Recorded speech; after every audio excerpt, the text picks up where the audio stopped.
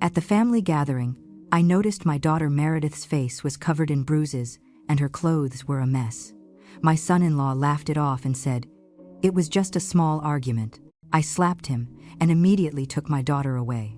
Behind me, his mother yelled, "She is going to regret hitting my son." But the next morning, she came begging me, "Please, just give us a chance to keep living our lives. I'm glad you're here." If you are watching this video, hit the like button, subscribe to the channel, and tell me in the comments where you are listening to my story of vengeance from. I want to know how far it has reached. Smack! I delivered a tremendous slap across the face of Henry, my son-in-law. My hand stung as if I had touched fire. The sound of the slap echoed throughout the ballroom sharp, cutting through every other noise. Henry froze, one cheek red and marked by my 5 fingers. He brought his hand to his face, his eyes full of shock and fury, but he didn't dare say a word. I didn't say a word either. I squeezed Meredith's wrist tightly and made her stand up. She was shaking, but she didn't resist. She let me lead her away. I took her out of the ballroom, past the horrified stares of the guests, while the voice of Mrs. Rosemary, Henry's mother, screamed behind me, "She's crazy! She is going to regret hitting my son!" I didn't look back. I didn't need to. I just knew I had to get my daughter out of there, out of that gilded cage that had imprisoned her. I still clearly remember the day the envelope with the gold border from the Hamiltons arrived in my hands. It was thick, glossy, with elegant cursive letters that read, "The Hamilton family has the honor of inviting Miss Carroll to the party celebrating Henry Hamilton's nomination as CEO." But from the moment I held it, I felt a chill. Not because of the luxurious paper or the expensive ink, but because I knew that, to the Hamiltons, I was nothing more than an obligatory guest, an old mother-in-law, without enough prestige to match their shine. But I went. For Meredith. I got out of my old car and stood in front of the enormous iron gate of the Hamilton mansion in New York. The gate opened slowly, as if reluctant to welcome me. A young guard, dressed in black, stopped me. His gaze was cold. He examined me from head to toe, as if I were an intruder. I had to state my name in a tone that came out a little annoyed. Carol Guzman, Meredith Hamilton's mother. He checked a list on his tablet, then nodded and motioned for me to pass. I crossed the gate, my old shoes scuffed the shiny marble floor, and I thought to myself, this place is not for me. Mrs. Rosemary approached to greet me. She wore a deep red, fitted Gucci silk dress that highlighted her elegant but icy demeanor. Her smile stayed on her lips, never reaching her eyes, which were sharp as knives. She barely touched my hand, a mere brush, as if just fulfilling a formality. "Miss Carroll, your dress is very simple, very appropriate for a teacher," she said with a sweetness that hid mockery. I gave her a forced smile back, nodding. She immediately walked away toward another guest, a middle-aged man in a gray suit, who was clearly more important than me. I hadn't come to mingle with that ostentatious crowd. I came for Meredith, my daughter. I needed to see her, to know how she was doing. It had been a long time since I had seen a genuine smile on her face, that luminous smile she had when she was a child, running in the yard with her hair pulled back and telling me her big dreams. I asked a housekeeper, dressed in white, in a soft voice, "Do you know where Mrs. Meredith is?" The young woman pointed to the spiral marble staircase and replied in a quiet voice, "She's upstairs, ma'am." I stood at the foot of the staircase, clutching the straps of my purse. I waited, my gaze fixed on the hallway above. A few minutes passed, and then I saw Meredith coming down. She was wearing a gorgeous emerald green dress that hugged her delicate figure, but her walk was no longer natural. She walked slowly, stiffly, as if every step weighed tons. From a distance, I felt that something was wrong. My heart began to pound hard. A bad feeling rose in my chest. When Meredith got closer, the chandelier light illuminated her face. I froze. One side of her cheek had a purple stain, barely concealed under a thick layer of makeup. Her lip was swollen, with a small cut from which a thread of blood was welling up red like a warning. The sleeve of her dress was slightly wrinkled, as if someone had pulled it forcefully.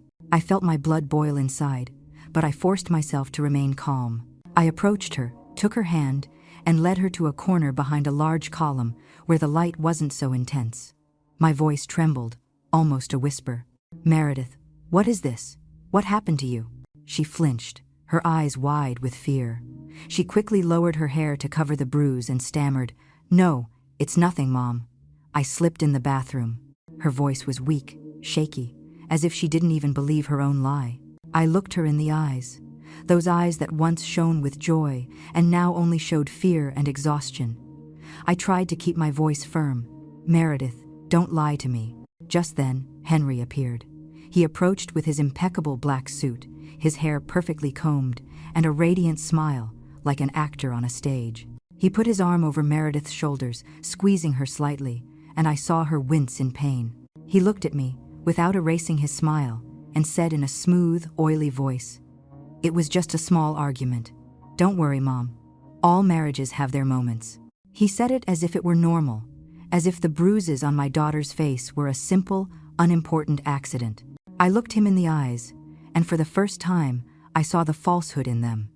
His smile was empty, his gaze cold, defiant.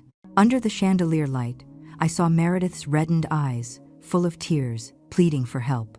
I felt a wave of such intense fury that I could barely contain myself. I had raised Meredith with all my love, never allowing anyone to hurt her, and now I had her in front of me, injured, with the man who had hurt her smiling at me so brazenly. I didn't think of anything else. The anger erupted like a fire. I stood up abruptly. The chair scraped the marble floor and made a loud, screeching sound. The whole table fell silent. All eyes turned toward me. The murmurs stopped. Even the piano stopped playing. I didn't care. I walked around the table, my heels hitting the floor forcefully. Henry looked at me in surprise. He stammered, "Mom, what's wrong?" But before he finished the sentence, my hand had already struck his face. I left the entire crowd behind and pulled my daughter out of that hell that had devoured her youth. I drove through the suburban streets, the yellow lights of the street lamps reflecting on the windshield and illuminating Meredith's pale face. She sat beside me, hands clasped, trembling. Her sobs were barely audible, choked back in broken breaths. I gripped the steering wheel tightly, trying to keep my hands from shaking. Inside me, the rage of the slap still burned, but now it mixed with a deeper pain. The pain of a mother who has seen her daughter, the person she loves most, get hurt. Memories of Meredith's wedding day came back, as vivid as if they had happened yesterday. It was a May morning. The sky was clear, the sun casting its soft light over the courtyard of a small church in the outskirts of Dallas, Texas. I had spent the whole previous week fixing up my old wedding dress for Meredith. Every stitch, every small pearl sewn onto the edge of the dress, I did with all my love. When Meredith came out in that dress, I had to hold back tears. She looked like an angel, with her long black hair loose and her eyes shining with happiness. She took my hand and whispered, "Mom, I'm so happy. Henry is the man I want to be with all my life." During the ceremony, Henry stood in front of the minister, tall and handsome, in a simple but elegant suit. He took my hands in his, looked me in the eyes, and said in a sincere voice, "I promise to love and protect Meredith for the rest of my life, Miss Carroll. I will make her happy." I looked him in the eyes, nodded, smiled, and handed him my daughter's hand. That wedding wasn't luxurious like the Hamiltons' parties later on, but it was warm, full of paper flowers and the laughter of loved ones. I thought Meredith would have a full life, next to a man who would know how to value her. At first, everything was as I dreamed. They used to visit me on weekends in Henry's old car, bringing baskets of fresh fruit from the market. Henry always seemed like an attentive son-in-law. Once, he spent an entire afternoon fixing the leaky faucet in my kitchen, drenched in sweat but smiling. "Don't worry, Mom, I've got this. You rest." He even patiently listened to my stories from my years as a teacher, about my former students, anecdotes that perhaps no one else, except Meredith, cared about.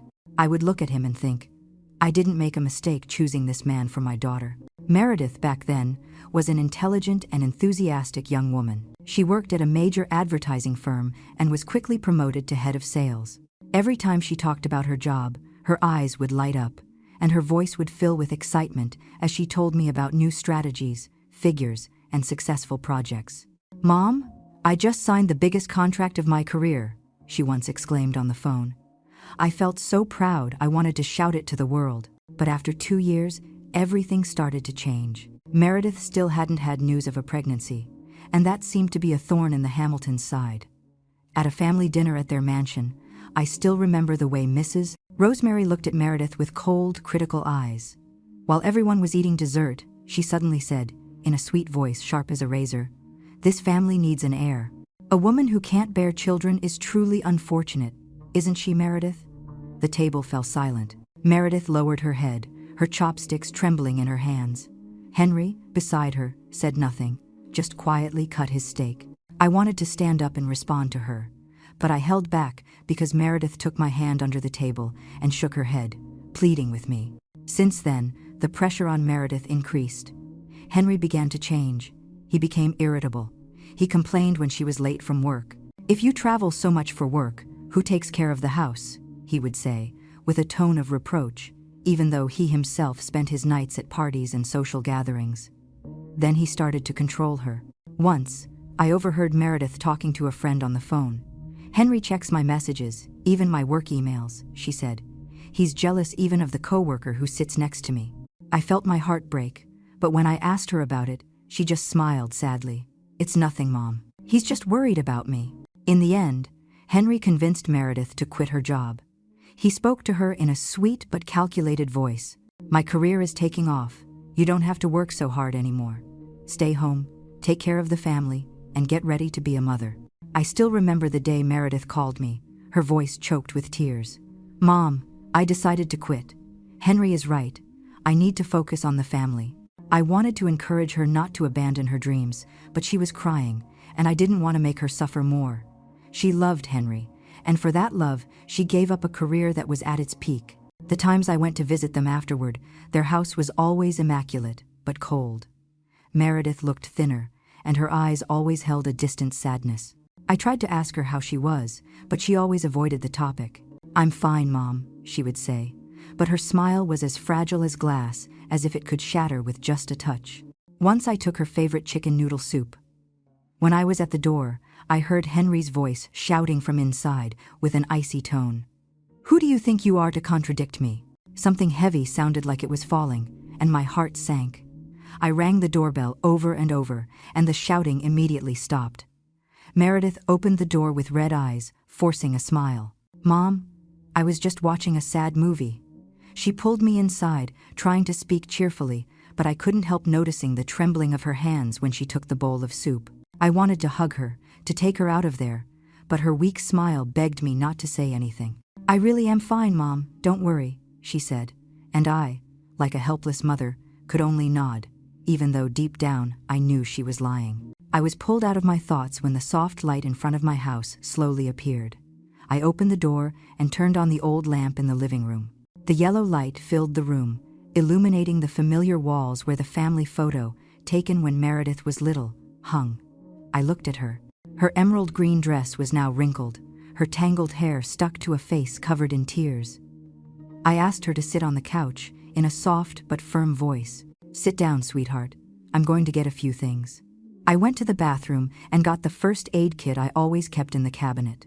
When I returned, I sat in front of her and, carefully, cleaned the small wound at the corner of her lips with cotton soaked in disinfectant. Every time the cotton touched her skin, she flinched, closing her eyes in pain. I didn't ask her anything. I just continued in silence, but inside me, every movement felt like a reproach. How did I let things get to this? I couldn't sleep that night. I stayed in the kitchen, looking out the dark window, listening to Meredith's movements in her old room. Her soft crying pierced the thin walls, like knives cutting through my heart. I got up and made a cup of hot chamomile tea, the same one I used to make her when she was little and sad. I went into her room, left the cup on the bedside table, and sat on the edge of the bed. Meredith was curled up, her eyes closed, but I knew she wasn't asleep.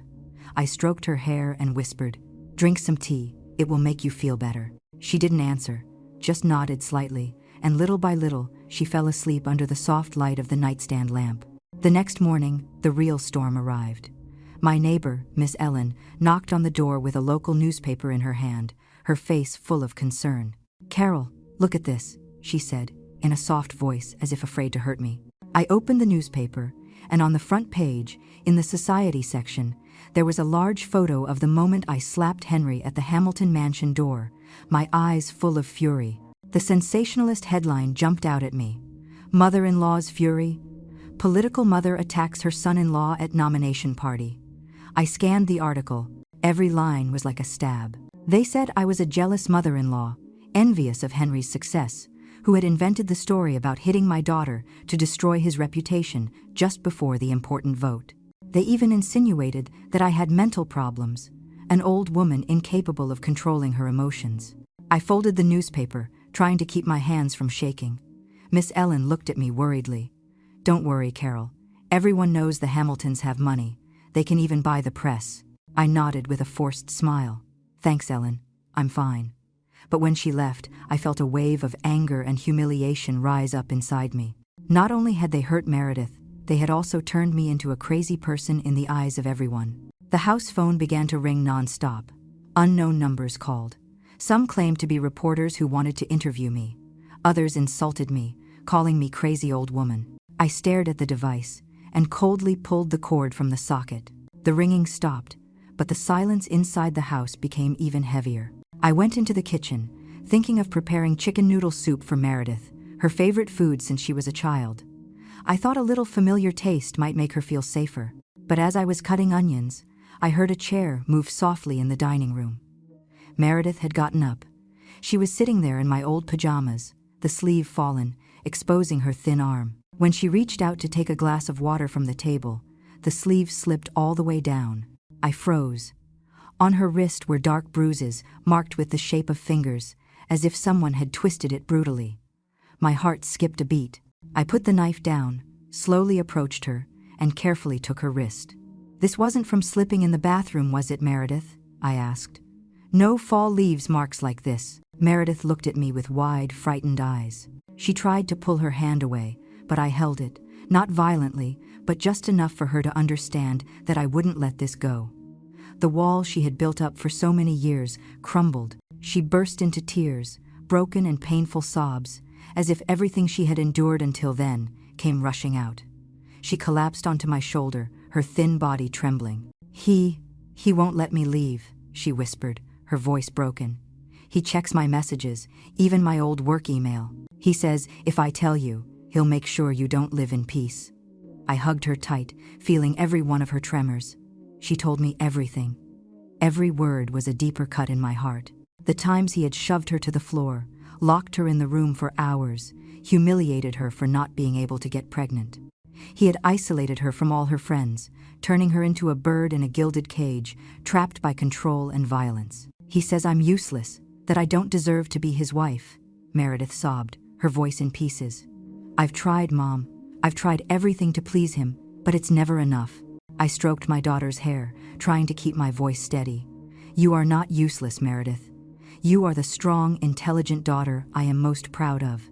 He doesn't deserve you." Meredith looked up at me, her eyes full of tears and a flicker of desperation. "Mom, I'm not afraid to die. I'm afraid of having to live like this forever." Her words were like a final stab directly to my heart. I looked her in the eyes, my voice firm. "It won't be like this anymore, Meredith. I promise you." The days after the slap at the party passed like an endless nightmare. My small house, once filled with Meredith's laughter as a child, was now wrapped in a heavy silence. We lived like prisoners, not because of someone else, but because of the fear and the invisible wounds that surrounded us. I didn't dare reconnect the phone, fearing that calls from reporters or the Hamilton family would further upset Meredith. Every morning, I went out to the market very early, when the sky was still gray, taking solitary routes to avoid the curious glances of the neighbors. The whispers behind my back, the looks of pity, everything seemed to remind me that I was no longer just a mother protecting her daughter, but the crazy mother-in-law in the eyes of the whole city. Meredith was like a shadow now. She sat hunched on the sofa, her eyes reddened, staring out the window, although I knew she wasn't seeing anything. Every little noise, the horn of a car in the distance, a dog's bark made her jump, her hands instinctively clutching the edge of her blouse. I did everything I could to lighten the mood. I cooked the dishes she used to like, played the traditional American folk songs she used to sing, but everything seemed useless. I saw the fear in her eyes, and it broke my heart. On the afternoon of the third day, I decided to act. I couldn't allow us to continue living like this. I had to contact a lawyer, an old friend who had helped me with some legal matters after my husband's death. I took a deep breath, walked to the corner of the room, and reconnected the phone cord. A small click resonated, and I stood there, looking at the device as if it were a bomb about to explode. Minutes later, it rang. A sharp ring cut the silence of the house. I hesitated, my hand suspended over the receiver. It was an unknown number. I prepared my toughest voice to face whoever it was. "Hello?" I said firmly. On the other end, a deep, calm male voice, with a contained authority that made me straighten up without thinking. "Excuse the intrusion. Could you confirm if this is Miss Carroll's number?" He didn't sound like a nosy reporter or anyone from the Hamilton family. There was something sincere in his voice, although it also put me on guard. "Yes," I replied coldly. "Who is this?" "My name is Ethan Sanders," the man said, slowly but clearly. "I am the president of Hamilton Global Group. I was present at the party that night." I felt my heart tighten, as if someone were squeezing my chest.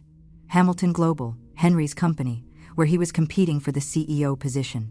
I tightly gripped the receiver, trying to keep my voice from shaking. "What do you want from an old teacher like me?" There was a brief silence, as if he were carefully choosing every word. Then he spoke in a calm voice, but with a nuance that took my breath away. "I'm not calling about Henry. I'm calling because I recognized you, Miss Carroll. Many years ago, you saved my life." I stood there, my mind blank. Saved his life? It was absurd, completely unexpected. "Saved you?" I repeated, incredulously. "I don't understand what you're talking about. You must be mistaken." Mr. Sanders let out a light laugh, not mocking, but full of sincerity. "Perhaps you don't remember it, but I could never forget it. That stormy night, on the lonely road between Houston and Austin, you saved me from falling into a ravine." His words were like a key that opened a compartment in my memory that I had kept locked for years. The image of a rainy night, headlights illuminating the slippery road, and an unconscious man at the wheel suddenly appeared in my mind. I remained motionless, the receiver pressed to my ear, not knowing what to say. Mr. Sanders continued, in the same serene tone. "I've been looking for you for many years. When I saw you at the party and heard your name, I knew it couldn't be a coincidence. Miss Carroll, could I see you in person?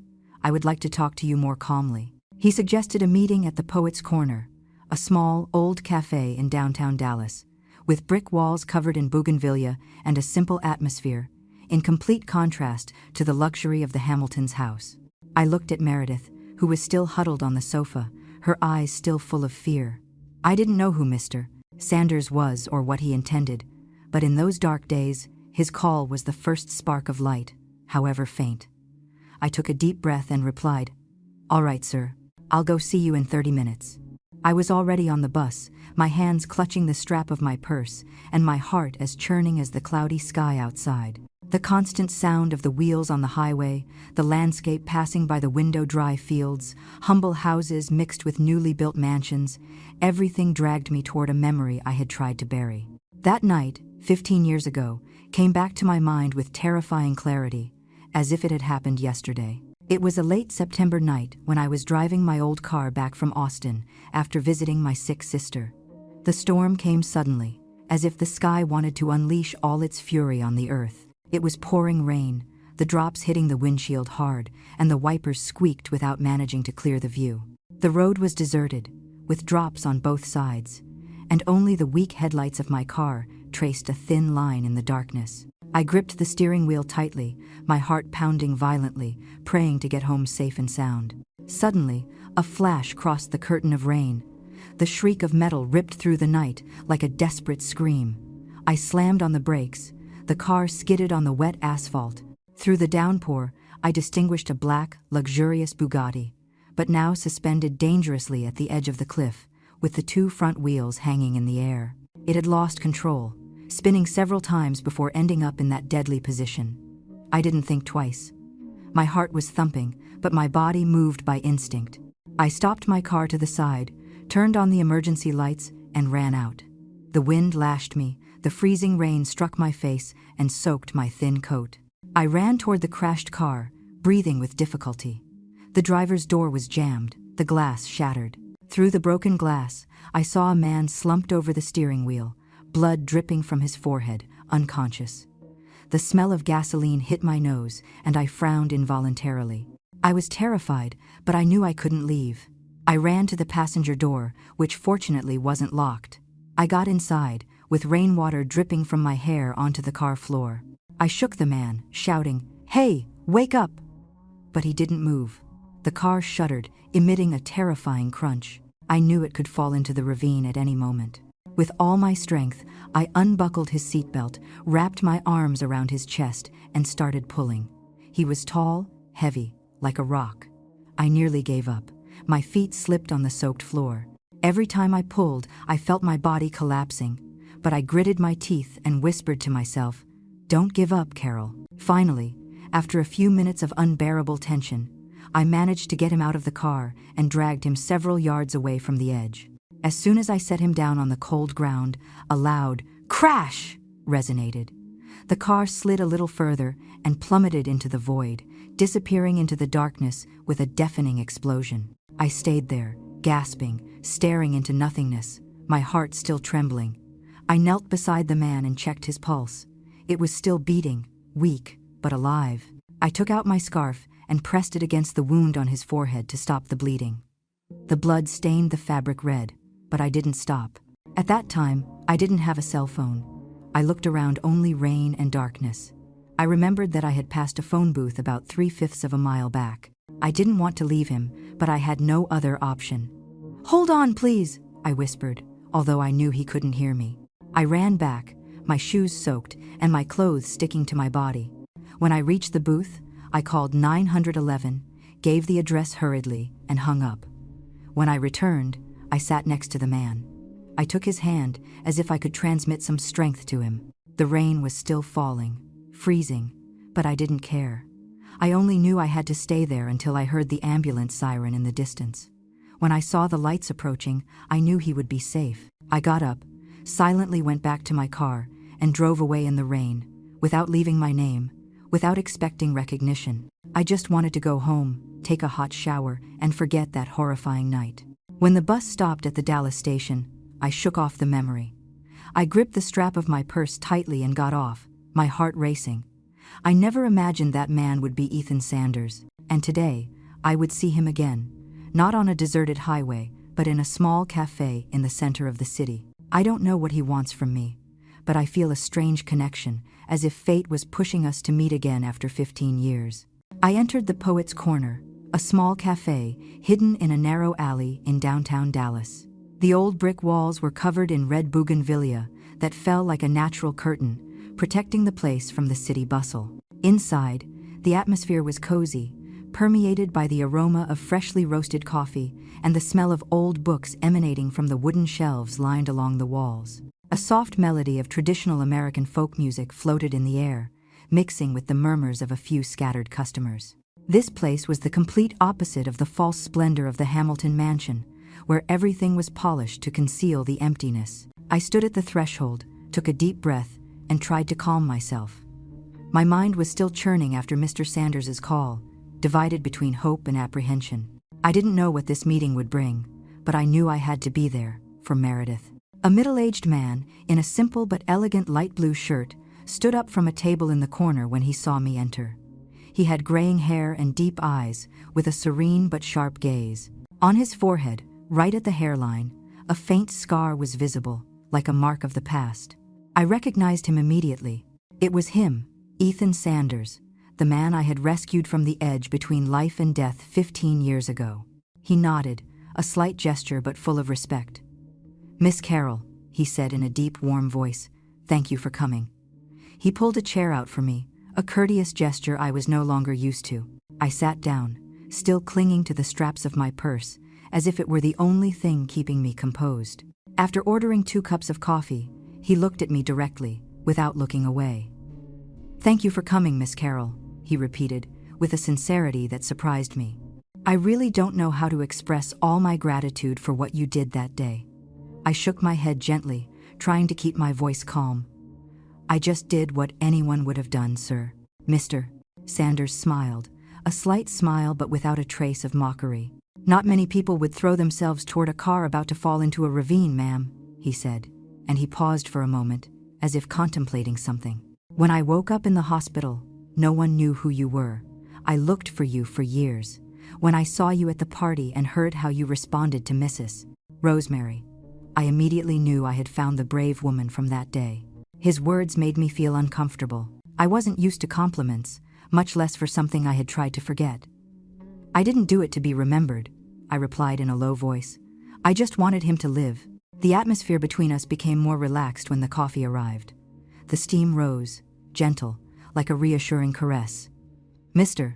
Sanders began to ask me about my life, about the years dedicated to teaching, about the small house where I had lived almost all my life. He listened with genuine attention, different from the empty conversations that usually took place at the Hamiltons' house. Then, as if carefully guiding a conversation, he changed the subject. I am still intrigued by what happened at the party. I don't want to be indiscreet, but as Henry's superior, I can't overlook it. His words left me motionless. I looked at my cup of coffee, the steam fogging my view. I hesitated, not knowing whether I should open up or not. Talking about Meredith, about what she had suffered, was the most painful thing for me. It was like exposing my wound, my impotence as a mother unable to protect her daughter. But as I looked up and saw Mr. Sanders' sincere eyes, I felt an uncommon trust. I took a deep breath and began to speak, slowly but firmly, as if every word carried the right weight. I spoke about my Meredith, an intelligent young woman full of passion, who was once a prominent sales leader, promoted to regional manager even before Henry. I remember those nights she would sit at my kitchen table, her eyes bright as she told me about big projects, the contracts she had closed, the dreams she had. She was my light, I said, my voice trembling slightly. She had everything: career, passion, future, but then she met Henry, and everything changed. I told him how Meredith gave up a promising career just because Henry and his mother, Mrs. Rosemary, said that a good woman should stay home, taking care of her husband and the home. I remember the day she called me on the phone, her voice choked. Mom, I quit my job. Henry says I don't need to work hard anymore. I tried to stop her, but she loved him, and that love led her to give up herself. I didn't go into detail about the physical abuse. Just thinking about it pained my soul. But I told Mr. Sanders about the moment I saw the bruises on my daughter's face. The daughter I raised without ever laying a hand on her, I said, almost in a whisper. I saw her in front of me with her face full of injuries. He said it was just an argument, but I knew it was a lie. Mr. Sanders listened to every word, his hands clasped on the table, and his eyes fixed on me. His expression turned serious. The initial calm gave way to deep disappointment. When I finished, he remained silent for a long moment, as if trying to contain his emotions. Then he spoke firmly. Henry is one of the strongest candidates for the chief marketing officer position. But after what I saw at the party, and what you just told me, I am seriously considering removing him from the list. I cannot allow a violent man, incapable of respecting the wife who sacrificed everything for him, to become the face of the company. His words gave me a sense of relief, as if a stone had been lifted from my chest. But I didn't want everything to become a matter of favors. I looked him in the eyes and said firmly, I appreciate your kindness, but I don't want to use the past to influence this. Business is business. As for morality, he must face the consequences himself. Mr. Sanders looked at me, and for the first time, I saw a genuine smile on his face, a smile full of respect. Precisely because of those words, Miss Carroll, he said, I know I must do the right thing. The conversation lasted a little longer, though I felt that time passed faster than usual. Mr. Sanders asked me about Meredith, about what she was going through, and I told him about her fears, about how she had almost lost her identity in that marriage. When I left the cafe, it was already dark. I walked down the alley. The night wind carried the scent of bougainvillea. My heart felt lighter than ever. That night, after returning from the Poet's Corner, I sat next to Meredith and gently placed a hand on her shoulder. Meredith, I met someone, I began, my voice measured, trying to convey the calm that Mr. Sanders had inspired in me. I told her about our meeting, highlighting his integrity and sincerity, not his power or position at Hamilton Global. I wanted her to feel that, even though we were surrounded by darkness, there are still people willing to stand on the side of what is right. Meredith listened, her eyes wide, at first full of fear. Mom, she whispered, her voice trembling. What if he finds out? Henry won't leave us alone. I took her hand, squeezing it gently to reassure her. I know you're afraid, but Mr. Sanders is not part of the Hamiltons. He understands what we are going through. I continued telling her that Mr. Sanders had said he couldn't allow someone like Henry to represent the company. Hearing that, I saw something change in Meredith's eyes. The fear began to recede, giving way to a spark of determination, as if a small flame inside her was beginning to light up after being extinguished for so long. After a long silence, Meredith looked up, her voice still trembling, but with a firmness I hadn't seen in a long time. "Mom," she said, "I want to see him. I have something I think he needs to know." I looked at her, surprised. Meredith got up. She went to her old room and returned with an old laptop and a bundle of documents stored in a blue folder.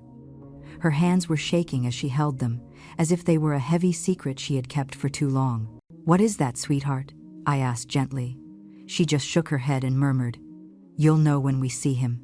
I called Mr. Sanders that same night, my heart full of anxiety but also hope. He agreed to see us and suggested a discreet location, a lawyer's office in downtown Dallas, where no one from the Hamilton family could find us. "I will arrange everything so we can talk safely," he said on the phone, in a deep, firm voice. I felt the seriousness in every one of his words, and that made me trust that he not only wanted to help us, but also to do the right thing. 2 days later, Meredith and I arrived at the lawyer's office. The building was on a quiet street, with white walls and frosted glass windows to ensure privacy. Meredith held the laptop and documents pressed to her chest, her hands icy when I took them to guide her inside. I could feel the accelerated rhythm of her heart, but she kept walking, her head held high, as if trying to reclaim a part of herself. In the meeting room, it was just the three of us, Meredith, Mr. Sanders, and me. He stood up, greeted Meredith with a slight smile and a respectful handshake. "Miss Meredith," he said warmly, "thank you for coming. I want to hear your story." His gesture made Meredith relax a little, although I still noticed her shoulders trembling slightly. We sat around a simple wooden table. Meredith placed the laptop and the folder on the table, but still kept her hands on top, as if she wasn't ready to open them. I placed my hand on her shoulder and whispered, "Speak, sweetheart. I'm right here." Meredith took a deep breath and began. Her voice was low, but every word came out clearly, as if she had rehearsed it hundreds of times in her mind. "When I worked at Hamilton Global," she said, "I was in charge of a sales team, managing the advertising contracts directly with Henry's department. As per procedure, when I left the job, I made a backup copy of all project data and work emails on an external hard drive, just in case I needed them later." She paused and looked at me as if seeking encouragement. I nodded, and she continued. "After they forced me to leave my job, I started to feel like something wasn't right. Henry changed, and I felt sad, so I opened the old files to check.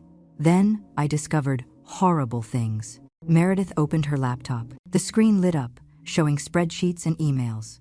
She spoke clearly, as if she had returned to being the intelligent and sharp young woman of before. She pointed to a file. "Henry created fake invoices from a shell marketing company he set up himself to siphon funds from the advertising budget. I have evidence comparing the original contracts with the expense reports he presented." Meredith pushed the set of documents toward Mr. Sanders. Her voice began to tremble. "He also falsified the signature of the former department head, who is already retired, to approve improper expenses. I have the original emails where that boss rejected those proposals before leaving." Then, she opened another email chain. Her voice cracked. "And the worst part is that Henry used his power to harass an employee on the team. When she rejected him, he forced her to resign. I have all the emails between them." I stood there, listening to every word, with a mixture of pride and pain. Pride because Meredith had regained her courage, but pain for what she had endured in silence. She took a USB drive from her purse and placed it on the table, along with the documents. "All the evidence is here," she said. Her voice choked, as tears began to fall. "I've kept silent for too long out of fear. I can bear the pain, but I can't allow him to keep harming others or destroying the gentleman's company." Mr. Sanders took the documents and the USB drive, carefully reviewing each page. His face showed no emotion, but I saw his jaw clench, as if he were containing anger. He looked up, observed both of us, and said in a deep, firm voice, "Thank you for trusting me. I know what I must do now." He paused and looked directly at Meredith. Miss Meredith, you have been very brave. What you did today is not just for yourself, but for everyone else. I promise I will handle this with justice. A week after the meeting with Mr. Ethan Sanders, Meredith and I lived in a state of tense waiting. Our small house, once a safe haven, now felt like a fortress in the middle of a storm. Meredith was calmer than in the first few days, but her gaze was still distant, fixed on the window with a faraway sadness. She spent a lot of time sitting at the table, reviewing old notebooks where she used to jot down work ideas. Sometimes she smiled as she read a phrase, as if rediscovering parts of herself she had forgotten. I didn't ask much, just watched her in silence, my heart divided between pride and pain. Pride because she was trying to get back up, and pain because I knew the wounds inside her were still open. "Mom," she said once, looking up with a soft voice, "I think I want to go back to work." I nodded and smiled. "You'll do it, Meredith. You've always been stronger than you think." It was true, although I also knew the road wouldn't be easy. On Wednesday afternoon, the phone rang. I looked at the number. It was Mr. Sanders. My heart started beating faster. A strange premonition ran through my body. I signaled to Meredith and put it on speaker so she could listen. "Miss Carroll." Ethan's voice was calm, but with an unmistakable firmness. "It's all over."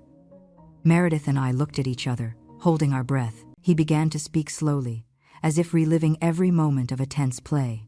The shareholders' meeting took place in an elegant conference room at Hamilton Global headquarters, where the gleaming glass walls reflected the light of the crystal chandeliers. Henry, in an expensive Italian suit, stood on the podium, confidently presenting his vision for the chief marketing officer position. Mr. Sanders recounted that Henry spoke about integrity, about building a Hamilton Global family, and about ambitious growth plans. His voice was smooth, his smile radiant, as if he were already sure the CEO position belonged to him. When his speech ended, the entire room erupted in applause. I could imagine his arrogant smile, the way he tilted his head to thank them, with an air of superiority. But then, Mr. Ethan stood up. He didn't speak loudly, but his tone held so much authority that the whole room fell into absolute silence. "Thank you for your presentation, Henry. Very impressive," he said, holding a remote control. "But before we proceed to the vote, I want everyone to see some internal documents." The large screen behind Henry lit up, and the first slide appeared, an advertising contract valued at hundreds of thousands of dollars. The next slide, a proof of transfer to an unknown consulting company. The third, the business registration of that company, with the owner's name, a distant relative of Henry's. The room began to murmur. I could imagine Henry's face turning to stone, his smile slowly fading. Mr. Sanders said, he stammered, "Mr. President, I don't understand these documents." His voice was trembling, but Ethan didn't give him a chance to justify himself. "Let me help you understand," he said, his voice cold as steel. He continued showing more slides, emails where Henry falsified the former department head's signature to approve unjustified expenses, messages in which he pressured an employee on the team, and finally, a comparison between the original financial report and the one he had altered. Everything was clear as day, impossible to deny. Henry's face was pale, sweat running down his forehead. Mr. Sanders said he stood there, trembling under the gaze of the entire board of directors, unable to utter a single word. The murmurs grew, turning into a wave of indignation. Ethan turned off the projector, walked to the front, stared intently at Henry, and then at the rest of the room. His voice was measured, firm, and resonant. This man not only betrayed the company's trust, he betrayed his colleagues. He also betrayed the woman who gave up her career for him. He paused briefly, his gaze sharp, and continued. "And that woman, coincidentally, is the daughter of the man who saved my life." A deadly silence covered the room. I could imagine the stunned looks of those present, the panic on Henry's face. Ethan signaled, and 2 uniformed security guards entered, walking directly toward him. "Henry Hamilton," Ethan declared, without a hint of hesitation. "You are immediately suspended to facilitate the investigation. I invite you to leave." Henry was escorted out, his head bowed, unable to look at anyone. Mr. Sanders said the meeting ended in chaos, but no one dared to question Ethan's decision. When Mr. Sanders finished speaking, Meredith and I could only stare at each other without saying a word. She took my hand tightly, Her eyes reddened. Then, as if an invisible wall had just crumbled, she burst into tears. But this time, they weren't tears of fear or pain. They were tears of liberation, of being able to breathe again after so many days of confinement. "Mom," she whispered, her voice choked. "He can't hurt me anymore, right?" I hugged her tightly, tears also running down my cheeks. "No, my love," I said firmly. "He will never be able to hurt you again." The next morning, the light of dawn filtered through the porch branches, casting soft glimmers on the wooden table where Meredith and I were having tea. The air was peaceful, with the smell of freshly cut grass and the perfume of the jasmine from the neighbor's garden. Meredith held the cup, her hands no longer trembling as before. She was humming a popular tune. Her voice was low but clear, as if she were trying to reclaim some of her lost joy. I watched her, my heart warm. For the first time after so many stormy days, I felt a genuine spark of light in this house, as if we were recovering what had been stolen from us. But that peace didn't last long. Loud banging on the gate broke Meredith's melody. She flinched. The cup clinked as it touched the table. I got up and went toward the door. I looked through the bars. It was Mrs. Rosemary. She was no longer the arrogant woman of the past, with her immaculate Gucci dress and her chauffeured car. She had arrived in a taxi. Her hair, once proudly pulled back, was now messy. The expensive dress wrinkled, her face haggard, her eyes swollen from crying so much. I took a deep breath, opened the gate, and prepared for whatever was to happen. As soon as she saw me, Mrs. Rosemary fell to her knees on the ground. Her trembling hands gripped my skirt. Tears streamed down her face as she pleaded. "Miss Carroll, I beg you, talk to Mr. Sanders. Ask him to forgive my son. Henry was foolish. He made mistakes. But please, give him a chance to live his life." The arrogance and contempt of before had vanished. All that remained was a desperate mother, imploring for her only son. I stood there, looking at her, and for an instant, I felt a pang of compassion. I understood her pain, because I had felt it too. But then the image of Meredith appeared in my mind. Her bruised face, her eyes full of tears pleading for help, the marks on her wrists as traces of cruelty. My daughter's pain, our pain was greater than any compassion I could feel for her. Gently, I released her hands and took a step back, speaking calmly but without faltering. "You say I should give your son a chance to live his life? How many chances did my daughter have to live a dignified life in your house during these past 2 years? She nearly died at your son's hands, Mrs." Rosemary stood motionless, her mouth agape, unable to utter a word. I turned around, went into the house, and closed the gate. The dry sound of the bolt resonated like a final period for all debts with the Hamiltons. Outside, the woman's sobs faded into the morning air, but I didn't look back. I couldn't allow pity to erase everything Meredith had had to endure. Entering the house, I saw Meredith standing in the doorway of the living room, her eyes full of concern. "Mom? Who was that person?" she asked quietly. I smiled, trying to lighten the mood. "Just an old acquaintance, don't worry." I didn't want her to know about that encounter. I didn't want her to have to face any more ghosts from the past. I moved a chair, sat beside her, and poured more tea. "Have you had breakfast? Would you like me to make you some pancakes?" Meredith nodded, with a weak but sincere smile. I knew she was making an effort, and so was I. Just then, Meredith's phone rang. She looked at the screen, her eyes wide with surprise. It's Mr. Sanders, Mom," she said, her voice trembling.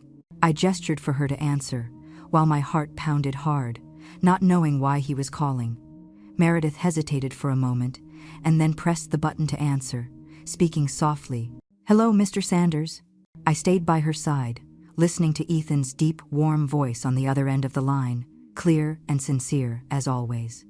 "Good morning, Miss Meredith," he said, with unusual warmth. "I'm calling to inform you that the position of Regional Business Development Manager at Hamilton Global is vacant. I have reviewed your file from when you worked here. You were an outstanding employee with impressive achievements. I would like to invite you to return to work with us." He paused briefly, as if to let Meredith absorb the news, and then added firmly, "This is not charity, it is recognition. The company needs talented people with integrity like you." Meredith was paralyzed, holding the phone with trembling hands. She looked at me, her eyes full of tears, but this time I saw a radiant smile on her face. a smile I hadn't seen in a long time. "Sir, I thank you very much," she said, her voice choked. "I will think about it and let you know as soon as possible." Mr. Sanders laughed softly on the phone. "Take your time to think about it, Miss Meredith. I am sure you will do a great job." The call ended, and the room was filled with an emotional silence. Meredith put the phone aside. She turned to me, her eyes shining. "Mom," she said, her voice trembling but full of hope, "I think this is a new beginning for us." I hugged her, feeling the strong beats of her heart. "You're right, Meredith," I told her, my voice slightly broken. "This is your chance to start over, to go back to doing what you love." I stroked her hair, my chest full of pride. My Meredith, the intelligent and strong woman from before, was slowly returning. The following weeks passed like a gentle dream, bringing with them the peace that Meredith and I had longed for so long. Henry was officially charged with embezzlement and financial fraud. The news spread quickly through Dallas, from the alleys to the tallest buildings. The Hamilton family, with its dazzling empire that so many admired, began to crack from within. The newspapers that once praised Henry were now exposing his actions, and the Hamilton name was no longer synonymous with power, but with ruin. I didn't feel joy about it, but a sense of justice, as if the world had finally seen the truth that Meredith and I had endured. With the help of a lawyer recommended by Mr. Sanders, Meredith completed the divorce process quickly. I sat beside her in the lawyer's office, watching her sign each document with a steady hand, without hesitation. When the lawyer handed her a copy of the divorce decree, Meredith smiled slightly, as if a weight she had carried for years had been lifted. "It's over, Mom," she said quietly, but full of life. I took her hand, my heart overflowing with pride. My daughter was back. She was no longer the dull shadow living in Henry's gilded cage. One morning, while we were having breakfast in the kitchen, Meredith suddenly spoke. "Mom, I've been thinking a lot about Mr. Sanders' offer." I stopped chewing, looked at her, and waited. "I know it's a great opportunity, but I don't want to go back to Hamilton Global. I want to leave Dallas, leave this city that has brought us so much pain. I want to truly go home, go back to myself." I looked her in the eyes and saw a fiery determination in them. I nodded and smiled. "I support you, Meredith. Whatever you want to do, I'll always be here." And so, we returned to a quiet life in my small house. Meredith decided to use her savings to open a small business consulting company, working from home. I watched her sitting at her desk in the living room, the computer open, her fingers moving quickly across the keyboard, her voice full of enthusiasm as she spoke with clients on the phone. It was her again, intelligent, sharp, and passionate, like the young woman I used to be so proud of when she worked at Hamilton Global. Every time I saw her laugh or talk excitedly about a new project, my heart felt warm. Meredith had recovered her light, and I knew nothing could extinguish it again. One afternoon, Meredith and I were sitting on the back porch, watching the distant mountains bathed in the orange tone of the sunset. The gentle breeze carried the scent of the jasmine from the small garden I had tended for so many years. Meredith, with a cup of tea in her hands, watched the horizon with shining eyes. I was beside her, holding an old book without reading it, just watching her in silence. After a while, Meredith turned to me and smiled serenely. "Mom," she said softly, "do you think God planned all this?" I looked at her, my heart full of tenderness. Her radiant and sincere smile was the most valuable thing I had. I took her hand, squeezed it gently, and replied, smiling, "Maybe so, sweetheart. 15 years ago, I saved Mr. Ethan from falling into the abyss at the side of the road, and today, in some way, he helped me pull you out of another abyss." Meredith smiled, a pure smile, and rested her head on my shoulder, as she used to do when she was a child. We stayed there, in silence, letting the cool breeze caress our faces as the sunset enveloped us both. I didn't defeat anyone. I didn't take vengeance on anyone. I simply helped my daughter reclaim her life. Every day that passed, I saw Meredith stronger, more confident. She started contacting her old friends again, those Henry had separated her from. One night, I heard her laughter from the living room while she was talking on the phone with an old coworker. "Mom, she invited me to her birthday party," Meredith exclaimed, her eyes bright. I nodded, smiling. "Go, sweetheart. Go and live your life." One day, I received a handwritten letter from Mr. Sanders. He wrote briefly, with elegant handwriting. Miss Carol, I promised you I would do the right thing, and I hope I haven't let you down. Meredith is an extraordinary woman, and you are an admirable mother. If you ever need anything, I will be here. I read the letter with a deep gratitude impossible to express in words. Not just because he helped us face Henry, but because he gave Meredith the opportunity to believe in herself again. When the last rays of the sunset hid behind the mountain, Meredith and I stood up and walked into the house together. Our shadows lengthened on the floor, merging into one firm and serene. I looked at my daughter and saw her smile as she opened the door. The light of the living room illuminated her face. I knew our fight wasn't over yet. There were still difficult days ahead. There were still wounds that would need time to heal. But I also knew that, with Meredith by my side, with the strength we had recovered, nothing could make mother and daughter fall again. After everything we had lived through, I understood that justice doesn't always come immediately, but it always comes for those who dare to stand up for the truth. All my life I taught to be a good person, but only upon seeing my daughter humiliated did I understand that silence can also be a sin. You can't save those you love by tolerating or forgiving evil. Sometimes you have to face it. You have to fight. Today, seeing Meredith smile under the sunset light, I understood that courage is not only in protecting others, but in having the bravery to overcome fear and reconnect with oneself. And if the story of my daughter and me can say anything, it's this. The truth can be hidden for a time, but no one can bury it forever. The story you have just heard has changed names and places to protect the identity of those involved. We are not telling it to judge, but with the hope that someone will listen and stop to reflect. How many mothers suffer in silence within their own home? I sincerely ask myself. If you were in my shoes, what would you do? Would you choose to be quiet to keep the peace? Or would you dare to face everything to reclaim your voice? I want to know your opinion, because every story can become a candle that lights the way for another person. God always blesses, and I am sure that courage will lead us to better days. Now, on the final screen, I will leave two of the most beloved stories on the channel. I'm sure they will surprise you. Thank you for staying with me until this moment.